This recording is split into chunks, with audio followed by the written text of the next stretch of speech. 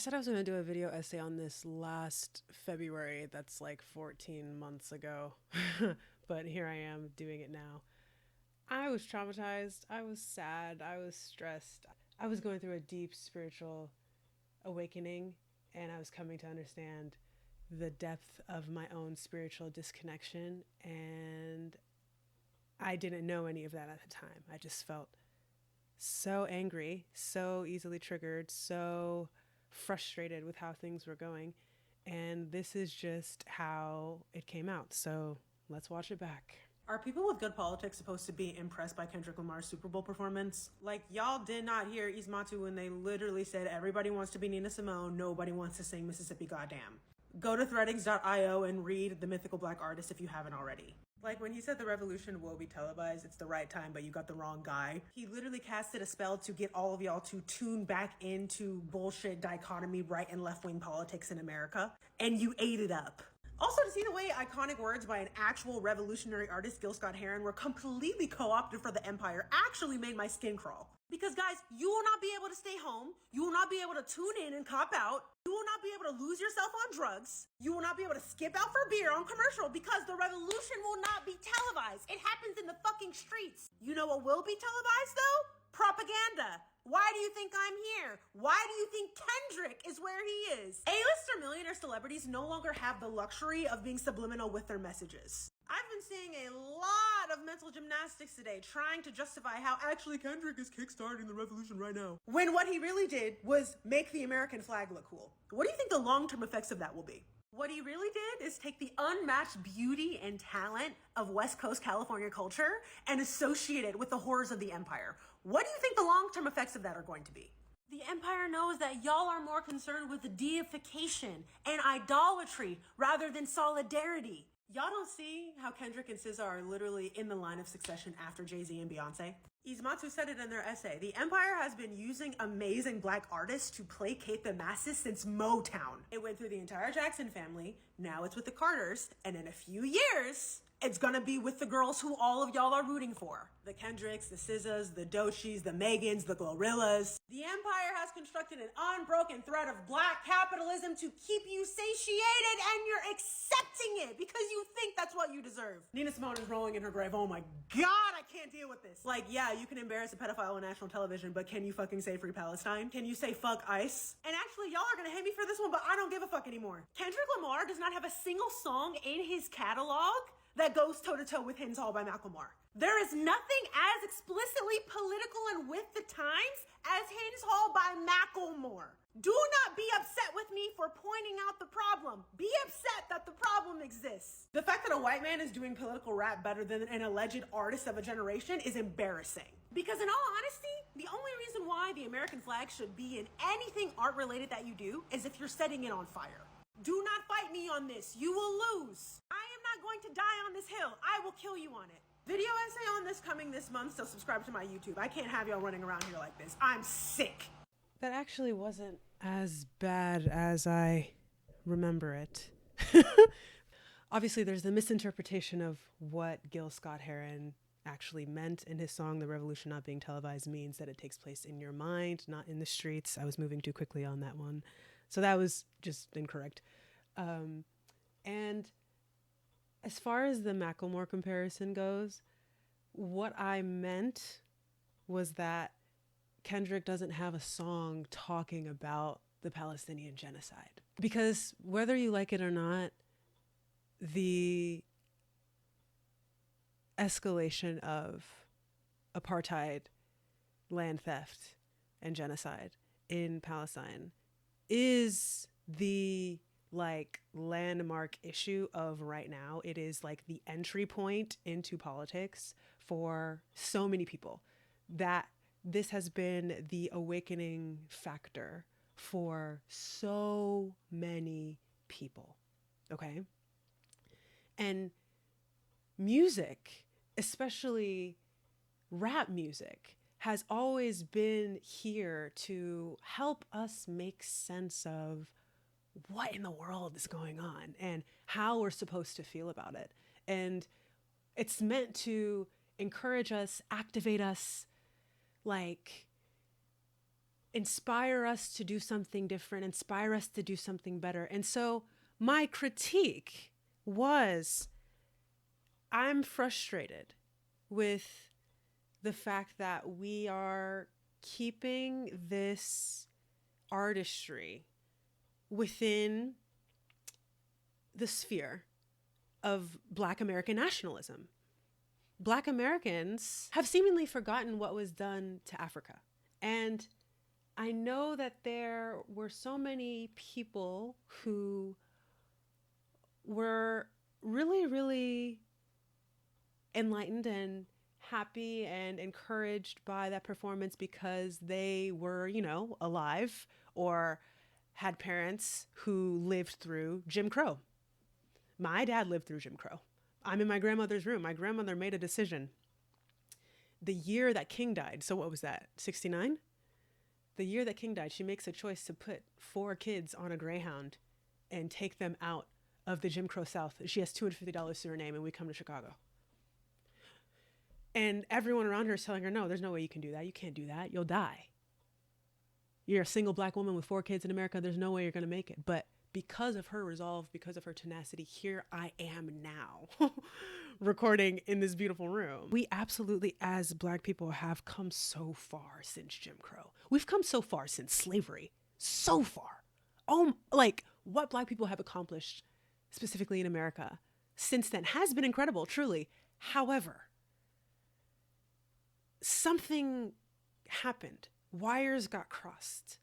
And somewhere along the way, we forgot that we were severed.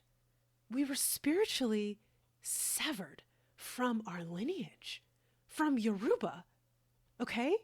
And we had to do a lot of things, including create a brilliant genre of music called rap to ease those emotional tides that we were going through as a result of that spiritual disconnection. And to deny that, or at least to be oblivious to that, is indicative of a collective hypnosis that has taken place that is deeply concerning to me as a clairvoyant person, as a clairsentient person. Like, it makes me sad. It makes me sad that seeing a Black man that you don't know dance and rap and perform very well, might I add. The performance itself was not the issue. The performance itself was incredible from an artistic standpoint. Oh my God. And I thought that would go without saying. That's my bad. And you know, that's my bad, but that's also my internalized anti-Blackness that I wasn't aware of. And while I could see how the collective hypnosis had taken place and how frustrating that was, I also had not investigated my roots. My roots were rotting, and it was causing spiritual psychosis, you know?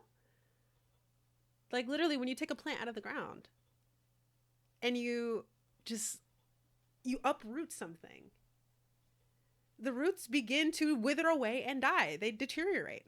And that's what was happening to me. I was disconnected from my roots.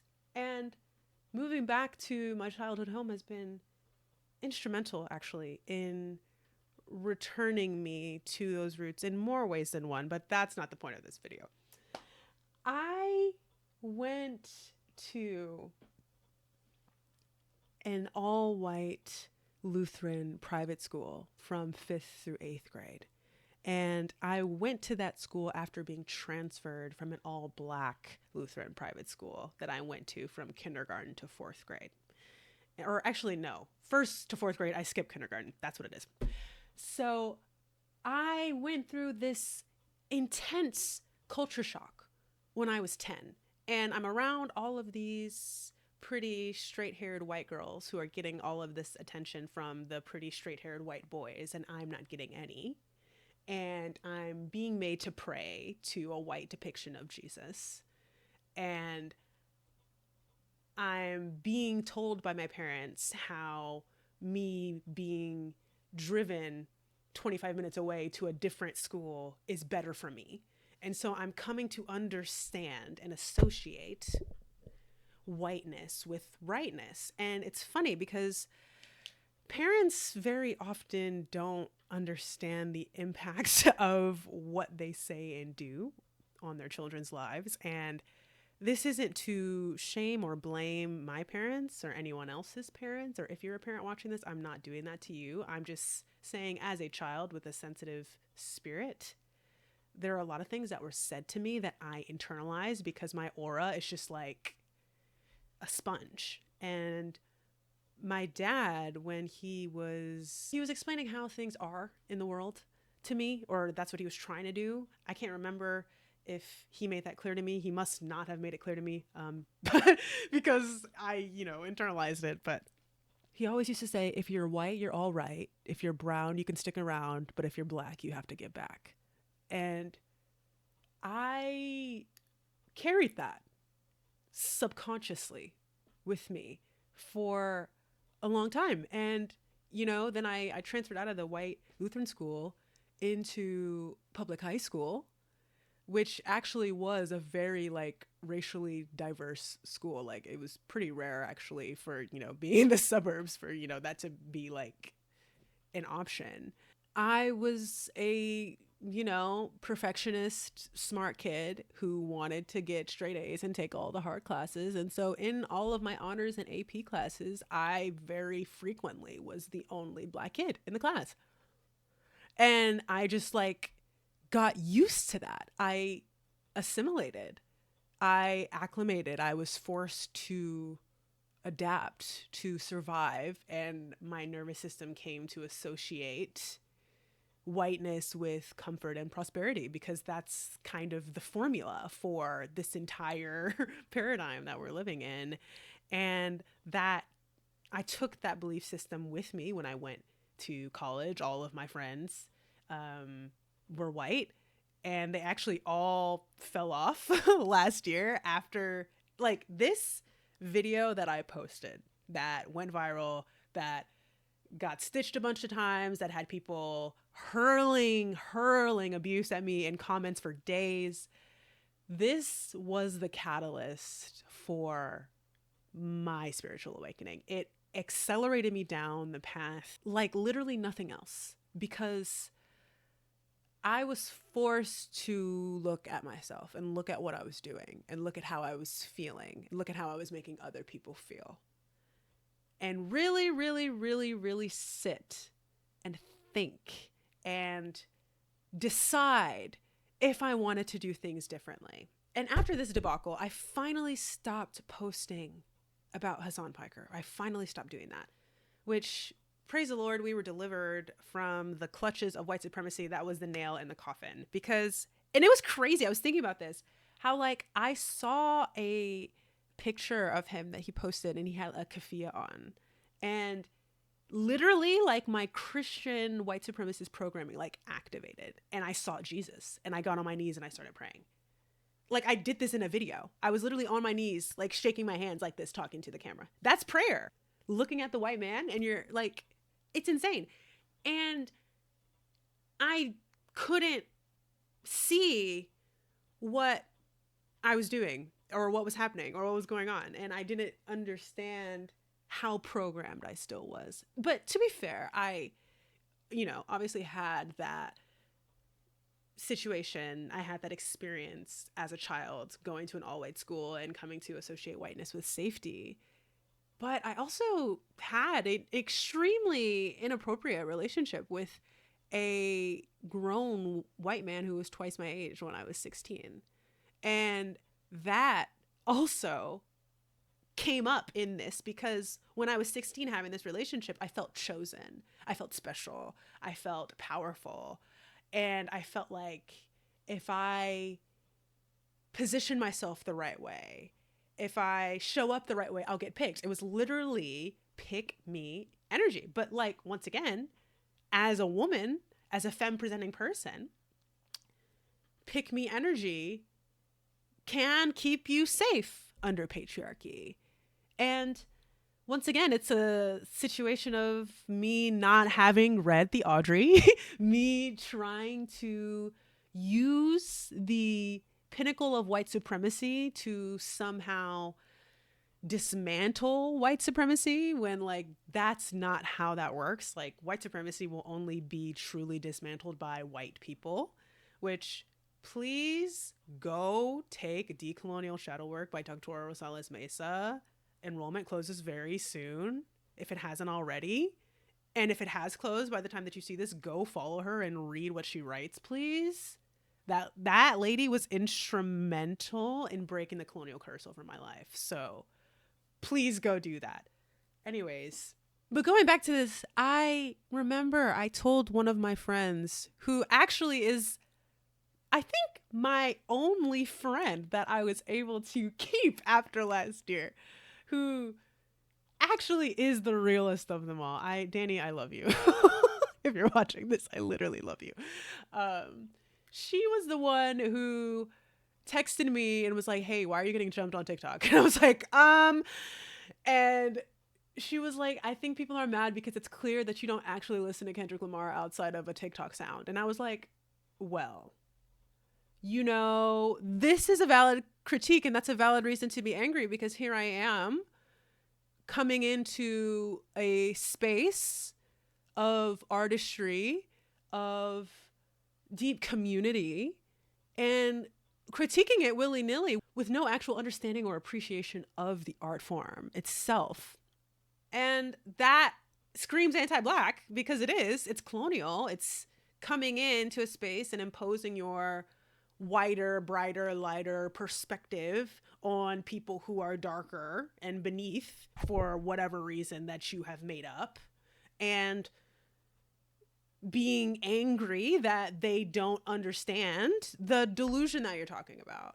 And that is what was happening actually. And that's a huge bummer. And I am sorry for doing that because that's not cool. And also I just think as Black people, it is really, really, really important for us to be cognizant of how we speak to one another, all things considered, because I understand how much we have internalized from colonialism across centuries.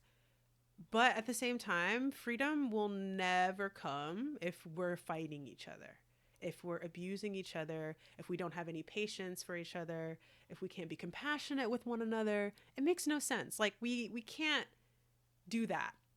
And it's not an effective way to communicate. It's not an effective way to community build. It's not an effective way to do literally any of these things.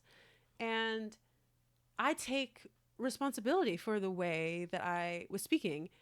And I've been doing a lot of work, over the past year to figure out how to first and foremost hold myself with more compassion.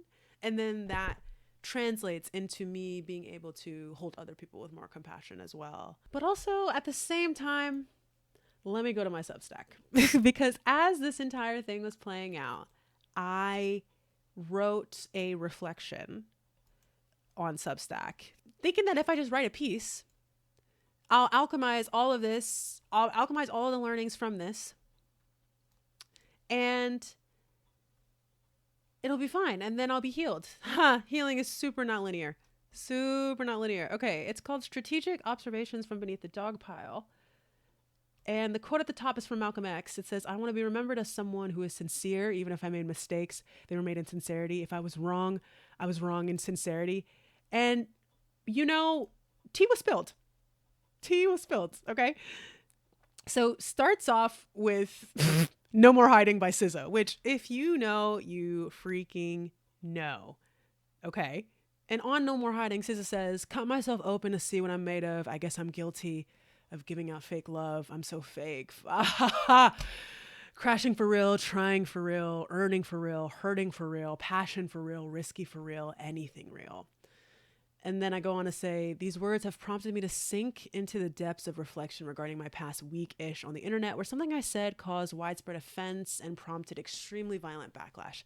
To say it's been a lot to handle would be an understatement. The situation has categorically changed my entire perspective as a Black person, as a woman, and as a revolutionary leader.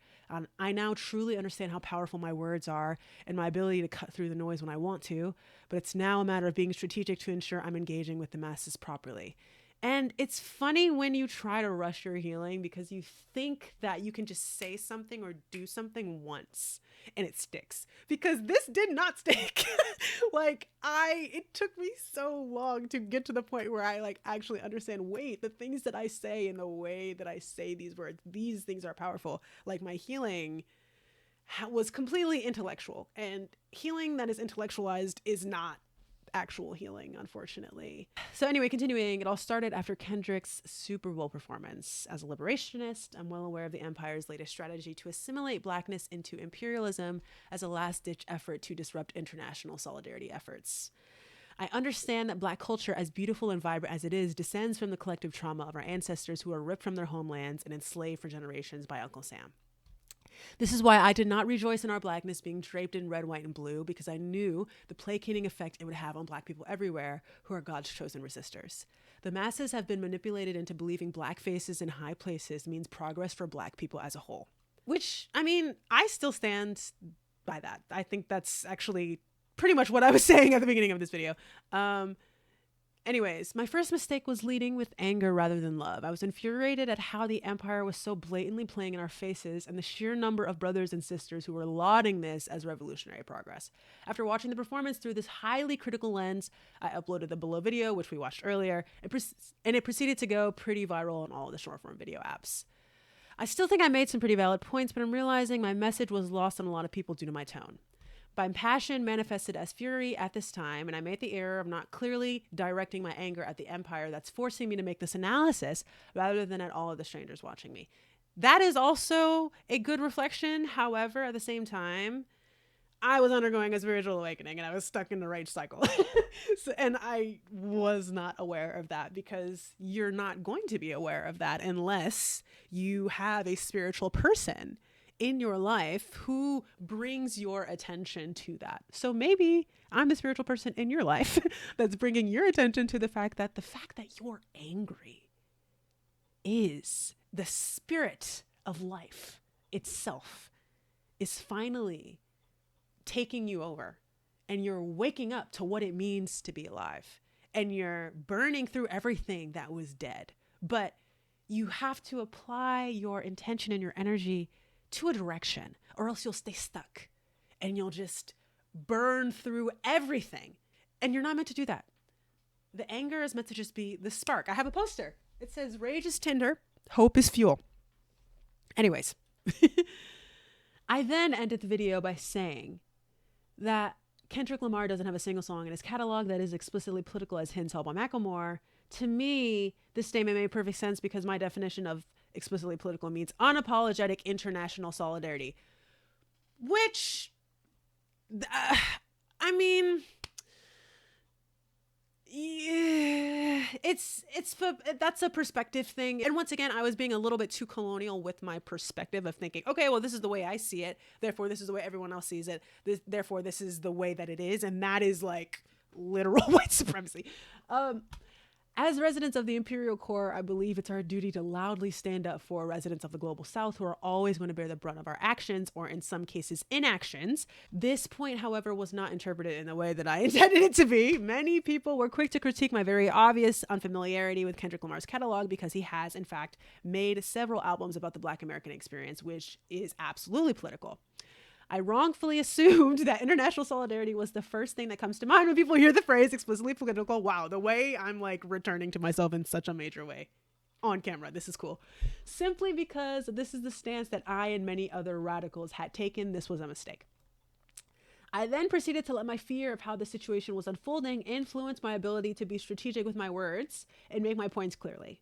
The notion of Black people accepting representation on an imperial stage as reparations for the atrocities carried out by that same empire threw me into a tizzy. This led me to be utterly careless with my words and ask the extremely tired and Drake-coded ew question, what has Kendrick Lamar done for Compton? And you know, that one, and then to make a Hassan Piker comparison, that was a tough one. That was really tough. I'm not gonna lie.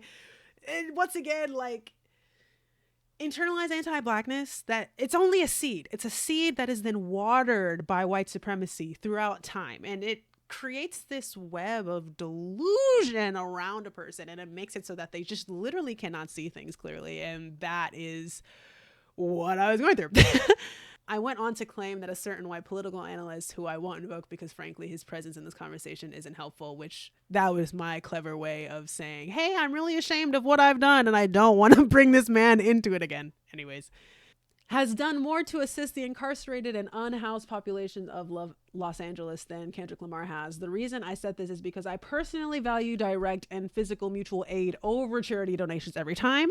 I understand that it's going to take more than just a few $100,000 every year to radically overhaul how we operate as a society. I also understand how frequently celebrities use charity donations to launder their public images and tax bills, and I'm generally only impressed when millionaires distribute their wealth in proportionate millions because that is what makes sense to me, and I do stand by that. If you're a multimillionaire and you're giving away thousands of dollars, okay, you bought a boat and you want to write the boat off. That's how it reads to me. Like, you're not actually doing anything meaningfully.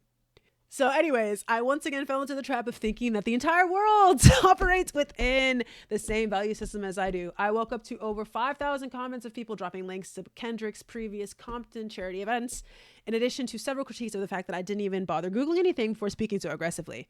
I ended up deleting that video because it spiraled way out of control and was essentially driving the dog pile, but still chose to highlight another Black creator who used snippets of the videos to engage faithfully in the conversation while still giving valid critiques, which I do appreciate that creator for doing that. Anyways, at this point, I was significantly overwhelmed. I had never navigated a situation like this before. I made follow-up videos explaining that my crash out was only because my love for humanity rips me apart, but I also stated that it was disingenuous to critique my tone when increased state-sanctioned violence by the techno-fascist monarchy is so painfully imminent. I then tried to flip the narrative and give Kendrick credit for actually understanding his role as a circus clown, and that in actuality, he's very self-aware of his inability to do anything revolutionary due to the fact that he signed his life away to a Zionist corporate entity, aka his label. I reframed his performance as a final plea for us to turn the TV off and go outside and save the world in a way that only we can, which I now also have moved on from the whole save the world framing because frankly, this world needs to perish. There's no saving this world. We're here to be doulas to the next one. Because he's now been relegated to crip walking at Mass's biggest passion show. Girls still did not get it, I fear. Finally, at the advice of one of my dear friends, Danny, I love you, I issued a text statement apologizing for coming across as anti-Black and misinformed. In my effort to critique how Black culture was stunting the galvanization of true revolutionary action, I ended up disrespecting the people who have prided their very existences on that culture. Tactically, this was a misstep and caused a lot of people to tune me out immediately. I also realized it's not my place to speak on the specific avenues people choose to show up for their communities through. Showing up for your community at all deserves support, encouragement, and appreciation. I agree with this. My standards are my standards, and we are all just doing the best we can under conditions that are trying their best to kill us. This entire situation has facilitated immeasurable growth for me and has guided me to the necessary parameters within which I should revisit my approach to be more effective in the future. It also made me realize that I shouldn't be afraid of those who will try to bury me because I'm ultimately a seed that will be forever germinated by the waters of my passion and the light of the Lord. Did I not? But also, and that's the thing about me, I'll go and I'll read back my old things that I've written, my diaries, my articles, whatever. And like, I actually have always been so close to God. I mean, God never left me. God's always been right here. Literally always been right here. What's more, all of this has called me to further explore the Sufi path with the guidance of a friend who is no longer my friend, absolutely the most toxic, spiritual bypassing white man that you've ever met, which, first of all, the fact that I even thought that learning Sufism from a white man would make sense is whatever. And I can already feeling how allowing Allah into my life is changing me for the better. I'm learning to lead first with the heart because it's love and compassion that will steady us through these turbulent times ahead. And so it's because I love Black people so much that I'm forced to look my biggest fear in the face and bravely declare, I see you. The events of the last week have illuminated a larger problem that is categorically an offshoot of Zionism being adopted as a philosophy of the ruling class. Black people who have been reduced to their identities by their oppressors for so long are now weaponizing that identity against anyone who says things they disagree with. Critiques of imperialists who happen to inhabit Black bodies are now being met with accusations of anti-Blackness, or in my case, my direct challenge to a deified Black artist triggered a slew of eugenicist attacks from people who were probably really excited about Kamala Harris's last-minute cinch of the presidential nomination. Which I don't have anything for the K-Hive. If the K-Hive is watching, please be blessed. Be peaceful and blessed. I sincerely wish the best for you and your family. But I don't got it for you. I have nothing else for you. Oh my Lord, Almighty God. It was so frustrating to see that the only type of collective action people feel prompted to engage in at the drop of a hat is an internet dogpile steeped in the rancidness of race science. Yes, my approach was misguided in some ways, and there were definitely things I could have done better. However, no public mistake justifies grown Black people telling me that, quote, okay, I must have a white mom. My mom is not. Both my parents are Black. And all my grandparents are Black, since you want to take it there. And I was also told I don't deserve my locks and should cut them off. And in this video, I said that I won't, but they're gone. Which, I mean, it's hard when you're a discerning Black person who has been victimized by your surroundings for so long, and you start to use your ability to see the truth as a weapon. And this is why more Black people need to do yoga, because ahimsa, one of the limbs of Ashtanga yoga, is nonviolence, including in communication, including when you're communicating the truth, not being tyrannical with the truth. That is huge. And that's something that I am more and more every day learning and embodying, because there's plenty. Do you know how much I could say about people and the world that's true? Okay. Do you know how much I could say? But the thing about it, a lot of the things that you can say that are true aren't always helpful or necessary or kind to say. And because of that, you should find a way to communicate the truth in a way that makes the truth known, that illuminates the truth of the experience, while also minimizing harm. And that's the key. That's what I didn't have last year, which I am actively now cultivating within myself. Anyways, back to the essay. Good Lord. It made me wonder if Blackness is something that can be so arbitrarily assigned by the imperial state, but also arbitrarily rescinded by Black people who disagree with me. How exactly am I supposed to feel about this melanin of mine? Because so far, it's only been used as a bargaining chip by people who have no true interest in freeing the world of its chains, and who will in fact fight me tooth and nail to ensure that things stay exactly as they are. Well,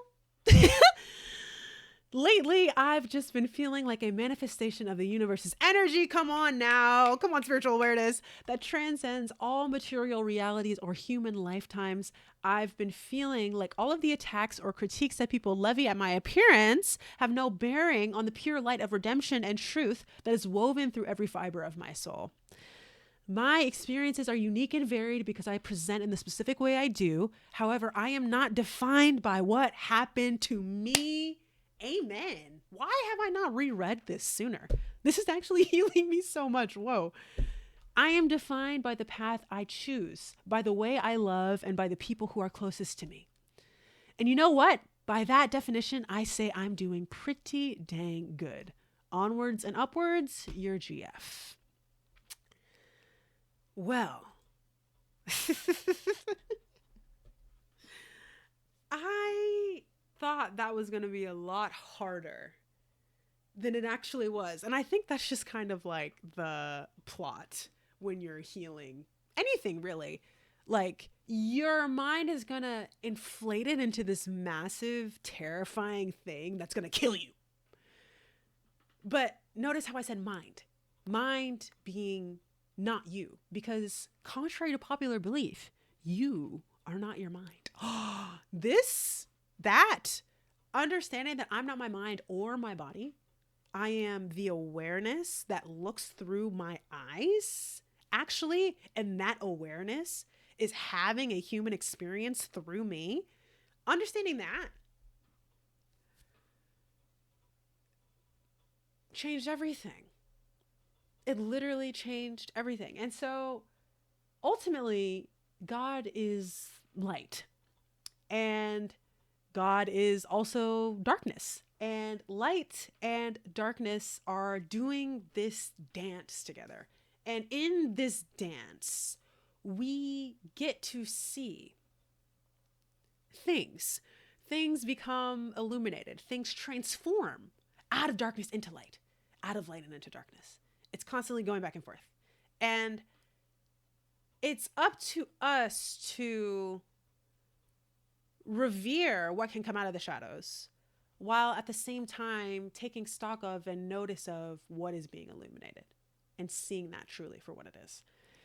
And I think once my ego got out of the way, it makes everything so much easier to process, because regardless of the fact that that hurt my feelings, it was a very painful experience for me. I was not doing well mentally, like, at all. And I also, that was so crazy. That was such a crazy period of time. Like, went on disability leave from my job because I was having a mental health crisis, thought that being a full-time TikToker would be the best thing for my mental health. Absolutely mentally ill decision to make.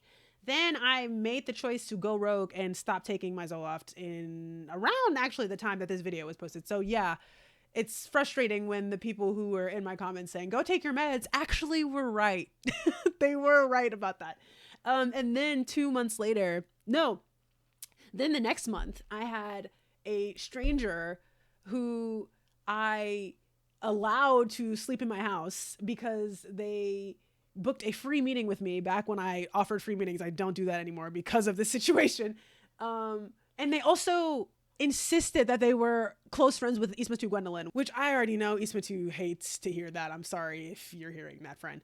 And so this person that I don't know, I let them stay in my house to watch my house and my cat while I'm out of town, because they're homeless and they don't have anywhere to go, and they were in a domestic violence shelter and they got kicked out and they were pimped and all of these things. And I was like, this is a small, petite, dark-skinned Black woman. Is this not the exact incarnation that every other person would disregard? Every other person would discard. Every other person would throw away. Don't I have to show how godly I am and take in this person, Abrahamic religion, and it'll do it to you. It'll do it to you, because this happened during Ramadan.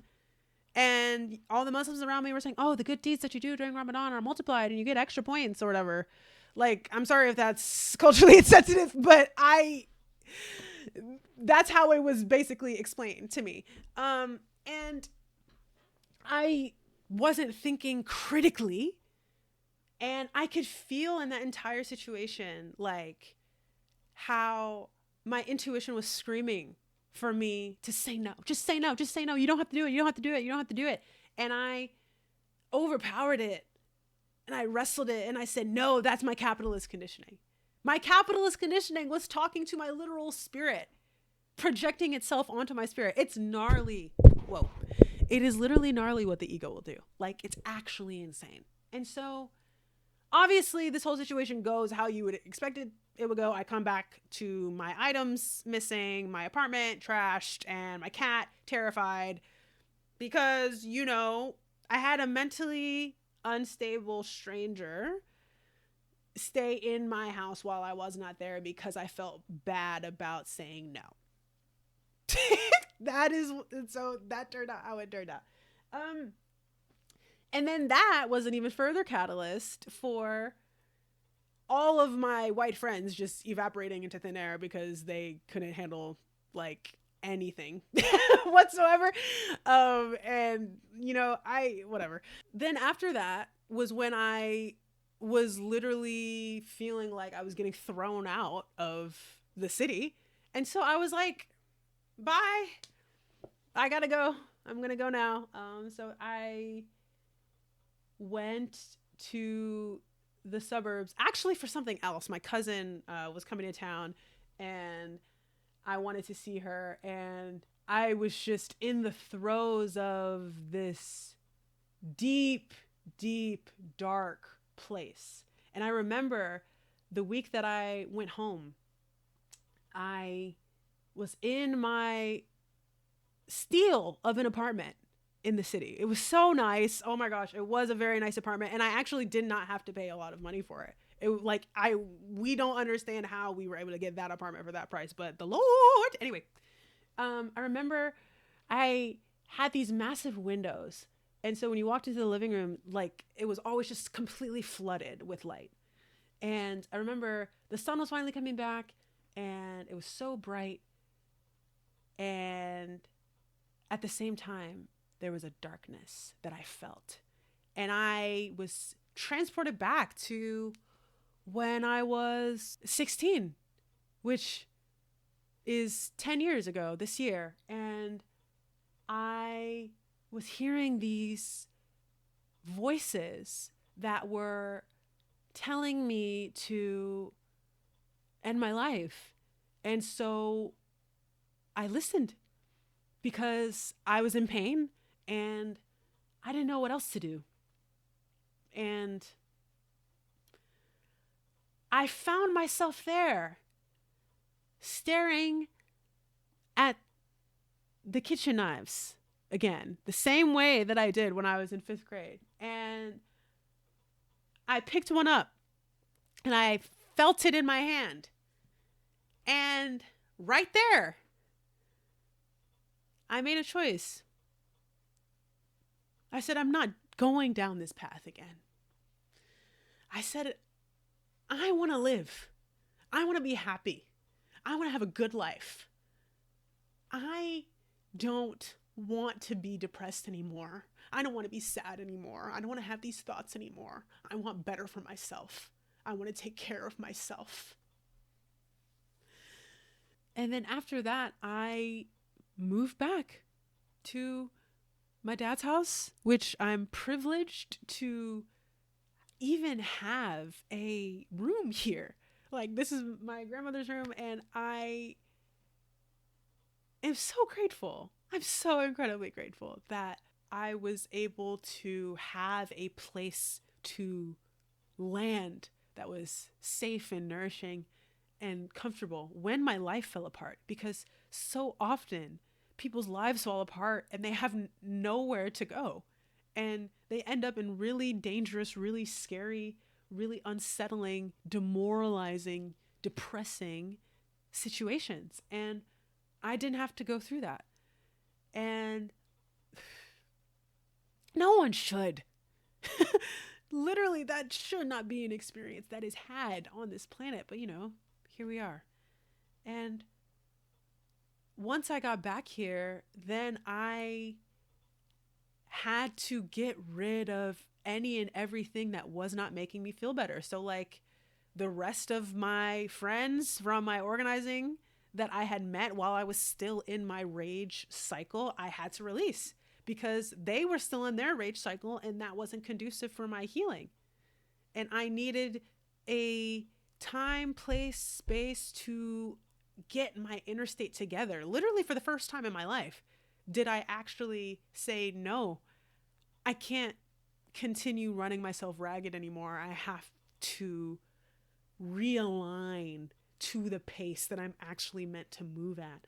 And I'm not all the way there. There are definitely still some ways that I'm like trying to jump ahead of myself but once again, it's a process and the empire still stands, but not for long. Okay. Because it's ciao. There's things are a changing.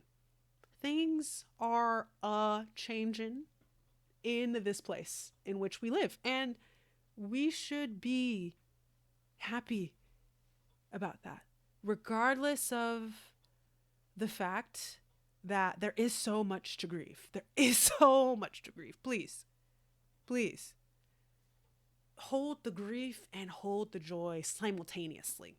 That's the dance. That's the key to being balanced, because if you go too far into either one, you end up in some type of delusion of just thinking that everything's perfect, or everything's horrific all the time. And it's like, these are two extremes. The truth usually is somewhere in between the extremes. Okay.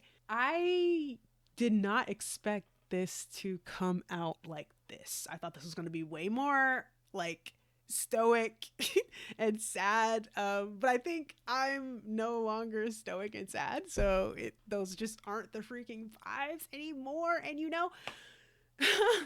I'm never going to shoot down a good vibration. And it's funny because I posted another video before this, which I ended up deleting because I realized, wait, this isn't actually what people want to see.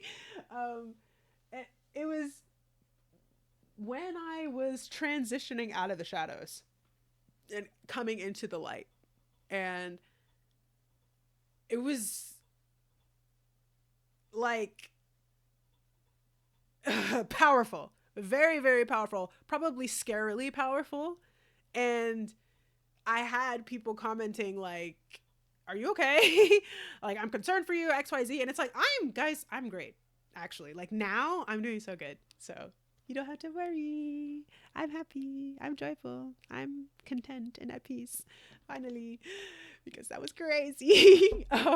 But yeah, I think like shadow work is extremely, extremely important, especially for organizers to do. Like, you have to bring the light of your awareness to every aspect of your consciousness if you want to be a good organizer, because good organizers are compassionate. They can hold. They need to have an energetic bandwidth that supersedes that of the average person, because there is so much to hold, and they are quite literally stewarding change. God directly uses so many organizers on a daily basis, and it just completely goes unnoticed. So I just want to say to all of the people who, regardless of the fact that things are so bleak, regardless of the fact that this is also stressful and so overstimulating, the fact that y'all are still feeding people, donating money, giving people rides, ensuring folks have clean water, regardless, it's raw. It's so cool. It's so cool. It's so cool. We're the best. We're literally the best. And I have been ideating on how to best alchemize the situation that we're in, because that's what I've realized as well, is that I'm an alchemist. And that's actually a very useful skill. And I used to alchemize for the Empire, okay? Not anymore, though. Not anymore. Not anymore. We're free. We're free of corporate America. Praise God Almighty. That was insane.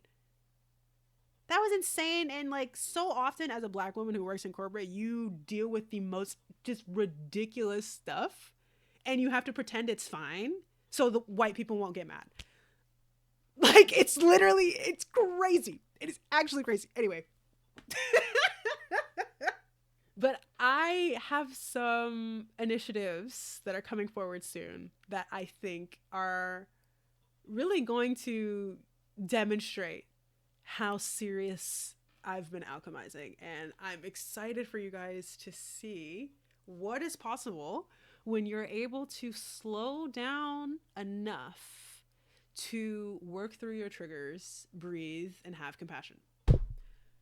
Yo, it's huge. Anyway, news at 11 on that.